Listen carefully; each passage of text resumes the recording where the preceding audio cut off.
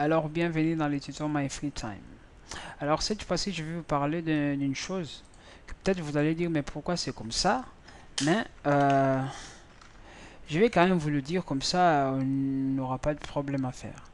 Comment afficher la chaîne des caractères. Voilà. J'ai appelé la classe string. Bien sûr cette classe est string. Voilà. Alors cette classe là normalement je ne sais pas pourquoi j'ai appelé cette classe string là.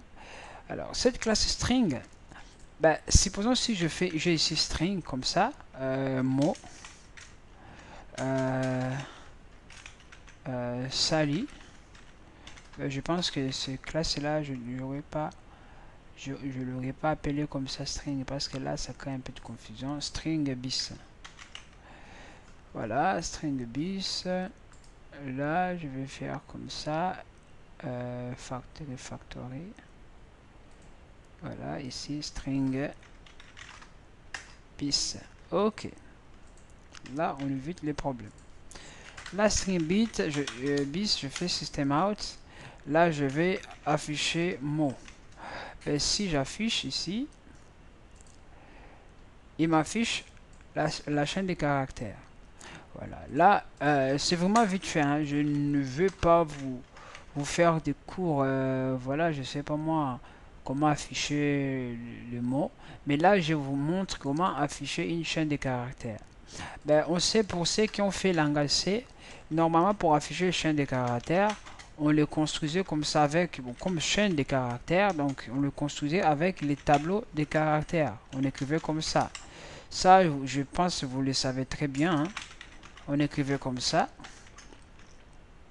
Et nous, en fait, on donnait même la taille ici. En C, on faisait comme ça.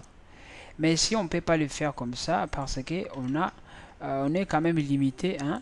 On est quand même limité. C'est vraiment Java, donc on ne peut pas écrire comme ça. Donc on n'a pas le droit de faire comme ça. Chaîne de caractères, comme c'est un tableau, on a le droit quand même d'écrire comme ça. Voilà, comme ça. Si je ne me trompe pas. Et là, à l'intérieur, on le met entre les virgules, comme ça.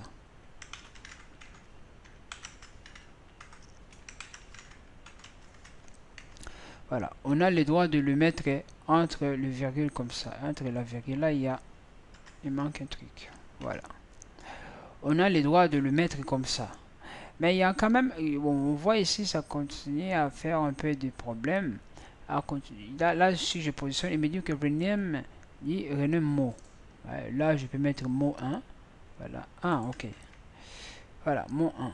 Là, j'affiche, bim.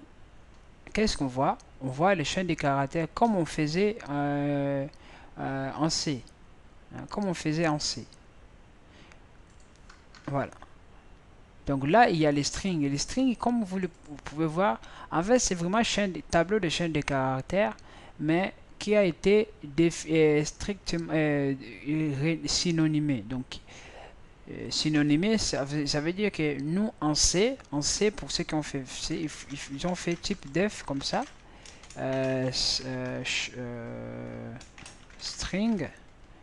Non, ouais, string, je ne sais même plus. Des shards comme ça, voilà. Ils ont fait une chose comme ça, voilà. Ou le contraire, hein, si comme vous voulez. Char, et voilà.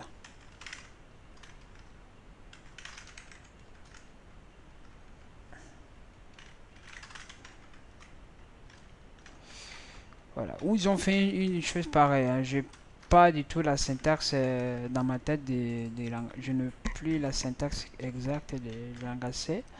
Mais en tout cas, ils ont fait quelque chose de type def. Hein, pour arriver à obtenir ce caractère là qui a été construit par les caractères primitifs char. Voilà les caractères. Voilà, c'est juste ça que je voulais vous parler sur le champ des caractères. Voilà, ne posez pas vraiment beaucoup de questions. Moi, je suis conscient que cette explication-là n'est pas suffisante pour que vous compreniez en fait ce que je suis en train de dire. Mais le plus important, c'est juste que vous sachiez qu'il existe le type string qui nous permet d'écrire voilà, le champ des caractères comme ça. Voilà. Voilà. Donc je vous invite, c'est juste pour nous aider en fait à apprendre à lire sur les claviers. Donc c'est le cours suivant. Hein. Comme ça, je ne vais pas en parler trop. Hein. Voilà. Je voulais que vous les sachiez. Donc voilà. À la prochaine.